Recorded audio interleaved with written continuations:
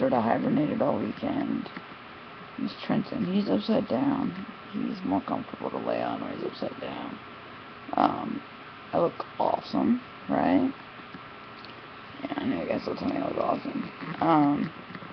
It's Monday at 1:13 p.m. as I'm starting this. PJs, because I'm so sick. Matched the fucking toboggan, which is totally unintentional because they were bought 2 different seasons at Target, but whatever. Yeah, it's time to pull the toboggan down again. If you've been watching long enough, you know that it gets like to a certain degree of cold, and that's like, I switched from hats to toboggans because I get so fucking cold. My mouth. I have terrible language, I realized. Oh, other way. Fucking IVs hanging out. Which, that reminds me that I have 2 bags to do today.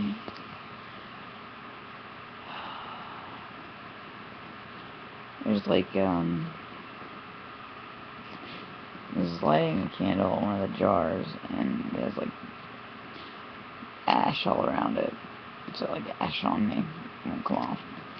I'm really distracted. It's just been a really rough Monday, like already. I woke up later, and like 10, I took my med last night and made me knock out, which sucked because I was hanging out with a friend, and she ended up just having to leave because I fell asleep. We were watching season 4 of RuPaul's Drag Race, which is only tolerable because of the stuff that comes out of their mouth. It's definitely not the quality of the previous seasons as far as that goes, but it was new on Netflix, and we were like, let's watch this, so we did. It's kind of like you took Project Runway and you injected it with really gay steroids. That's what it's like. So if you have Netflix and you can handle bitchy shade throwing queens, check out like season 2, not season 4. Yeah. My head has been sort of in Winterguard land, sort of trying to plan for things to come, which is hard. I had a really awesome, long awaited talk with my friend Gabe, who, if you're watching, take care and be well, brother. And hopefully we'll talk soon. We had a nice conversation on Skype, which was great. I haven't seen him in a while, and it was just good to catch up, and, like a lot of people on here, and again, if you've been watching long enough, you know I have, Buddhist basis of a lot of my way my brain works, and so there are a lot of people that I've come into contact with, and people that I've stayed in contact with from this community have been these people that I feel like I've known forever, and a lot of them unfortunately are chronically ill, but we seem to be the way that a lot of my chronically ill friends in real life are, in that we can go a week, a month, 3 months without talking and just pick right back up, and it's not like there's nothing to talk about. There's always something. What's been going on in the moment? What's been going on with you? How's this medication work? But it's more than that. It's not just a simple, well, this medication. It's this very indelible connection that I feel like each of them sort of is somebody that I carry around with me every day, whether I get to talk to them or not. Gabe, I'm lucky enough to be able to text, and I try to send him a text when I think about it, and just let him know. I realize my level of sentimentality is getting a lot more pronounced. Probably a result of my friends more than me. I don't know how much I've talked about on here. I'm struggling with the memory thing, especially with the antibiotics coming on. For those who ask, I'm better and also worse. I should have had bloods drawn this week on Thursday when my nurse came, but she got really, really ill and ended up in the hospital. And I was so concerned because I really, really like her, even though she's only coming for a short time. And I'm assuming that she probably ended up having surgery. I'm guessing it's some kind of hysterectomy or something of the type, based on what the other nurse who came said, who I did not like. It's really hard to let somebody into your house, into your room, which is like, this is my only space, and so I'm so particular about it, and like the way I have my supplies organized, and it was like a really messed up day, and my nurse hadn't come, and I hadn't heard from her, and I was really mad with the company because, hello, like, we basically, my roommate's here and we're waiting, because it's better if somebody's here with me when it happens. I'm more likely to be talkative and comfortable, and I have to take my shirt off, and they don't always understand, and the roommate is excellent at being able to fix somebody's pronouns without making them feel stupid. It was the second time I think the nurse had come and my roommate was here, and she was like, "You're a lot more talkative this time." My roommate answered the door and she said something like "he," and automatically, the nurse fixed it. She's like, "Oh," and she just went with it, which was awesome. That's like my favorite kind of person, which is part of why she's so wonderful. But the other thing is, she just never made me feel uncomfortable, and not that this new nurse made me feel uncomfortable. She just, like, my roommate wasn't here, I was home alone, it was late, I didn't have time to, like, lay the supplies out like I want to, and so I feel like when I don't lay everything out for them, some of the safety is compromised, because, once you put on sterile gloves, if you need to go look for something, usually it's me that has to get up and get it, because unless you have, like, pulled everything off, and then I'm compromising myself by having to go up and get it. It's scary, especially after going 19 months with a PICC line in and having no line infection, and being so incredibly lucky, and never having a nurse touch it, at least not more than once or twice, to having one placed in my other arm, and within 2 weeks having a line infection. I know it's like, there's no idea where I got it, or how I got it, or how it was contaminated, like, there's so many different, but it makes me very, very wary and very precautious about who it is, what they're doing, how they're doing it.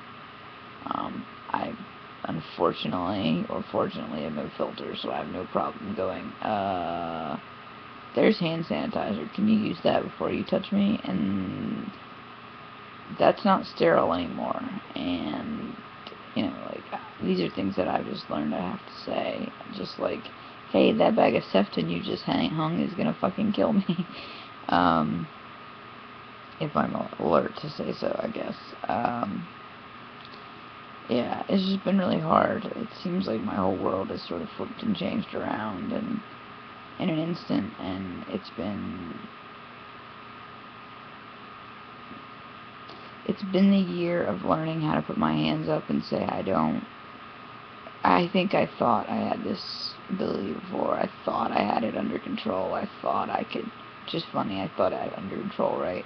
In a second. Hang on, I guess. You'll see the humor. I've finally learned that I have to put my hands up at times and say, I can't control it. I can't control anything. I can't control the next second. I can't control the next moment. I can't control the next week. I can't control whether I'm going to be able to perform this Friday. I can't control if it's 3 months. I can't control if it's 6 months. I can't control if it's 8 more years. I can't, but it's taken a whole year to get to that point, and it's taken, like, a process of learning to to let go of little bits of control that I had, or felt I had, or illusions of control is probably a better version. Denial of the circumstances. Yeah, we're 2 minutes in, so if you made it this long, I feel like maybe I can talk about it. For those of you who don't know, back in August I got diagnosed with IPF, which is idiopathic pulmonary fibrosis, which was a lucky break that an ER doctor didn't like the view of the x-ray and did a CT scan and found it. Once you cut your body in half and you look down on my lungs, it looks like honeycomb. It doesn't show up in an x-ray, so when I was in the hospital I didn't even mention it. If the doctor had read my chart, they would have known about it, but I'd seen the pulmonologist like a day or two before, from, you all know where I live, from UNC, and she's wonderful, but I'm the only case she knows, and I know I'm the only case she'll probably ever see in her lifetime. The breadth of knowledge about it is sort of encompassed on Wikipedia, sadly enough. There's not a lot known about it. Of course, they don't know the cause, they don't know the cure, can't transplant lungs, it wouldn't help. In my case, I'm not even, even if they could, I'm not a candidate. I have a bacteriological blood infection, Lyme disease. Anyway, I saw her a couple days prior to going to the hospital, and she told me that it had gotten worse, and gave me a time frame of prognosis, and I had to proceed while in the hospital, basically, to tell all my friends. My good friend was home from Seattle, and I had to tell her, and some people I haven't got a chance to tell yet, and so it's sort of flipped all my friends on their head, and they're sort of in this new mode of, well, how long do we really have you? And it's just weird to me, because I feel like that's always been the question, but I logically understand their sense of urgency, although personally I don't hold that sense of urgency as a super overly emotional thing for myself. I don't think I've cried about it for myself yet. I've definitely had moments where, you can't not hold your best friend and have your best friend just sobbing and not, be in that moment and be in the same place with them, but it's not, the tears aren't for me, the tears are for them. Like I told a friend, I've had lifetimes that I've lived in this lifetime. I'm okay. I made peace with death a long, long time ago. Death hangs out here a lot, and we talk and we're okay, but it's everybody else I worry about. And the planning, and the letter writing, and the who gets what, and the what happens, and the what doesn't, and being able to make sure that the people that I consider my family are in control when that happens, and the people that are my family are able to be present and feel a sense of relief, but conversations have to happen so that they can understand that it's not their choice, and they weren't around, and they're not being punished. It's just, these are the people that I consider my family, that I know the best, that I feel like deserve every bit of whatever it is that they want to process and deal and grieve. And if it means shooting flaming arrows at my body while it's on a ship out to sea, well, goddamn it, Viking funeral, let's do it. I'll be dead, so I don't care. I've told them, and I've told my friends for a long time, what happens after I'm gone is for you. Anything that makes it easier, or makes you happier, or makes you have any sense of peace, I would be okay with. It's weird, I have friends that want my ashes because they want a tattoo done, and I'm so totally okay with that. we've talked about tattoo designs, and we've talked to a tattoo artist, and like that's all ready to go, and I'm fine.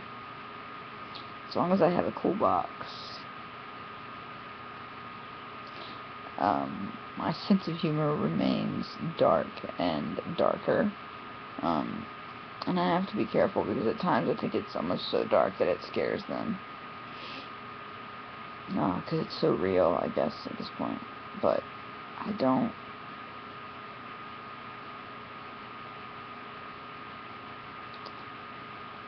It doesn't feel any different except that it's reactionary. It's like they want to hold me tighter, so I want to make sure I can do the same. I want to make sure I'm here for them. When I started these videos a long time ago, part of it was in the knowledge of documenting things, but part of it was just so that there would be so much of me, and so easily accessible, that I would be right here if they needed me.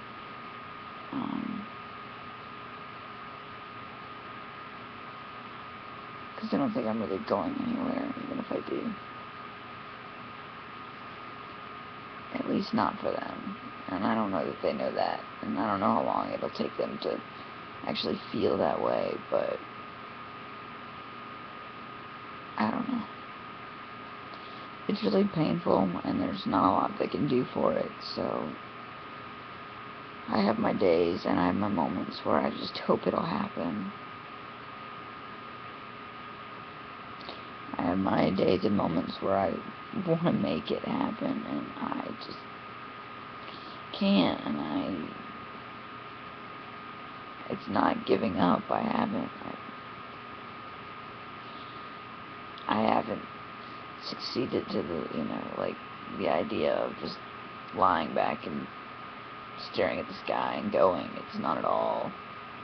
I can see outside today. It's a beautiful day, and the only thing I want to do is put on my headphones and go outside and spin, but I know that will ravage my body, and I can't take another hit after Friday, which was... Friday was hard. It was very, very painful, and really good detox, I guess, but it definitely made me sick all weekend, but it was worth it. It was wonderful. The Halloween show is this Friday, and I feel very honored to be able to play in the Halloween show.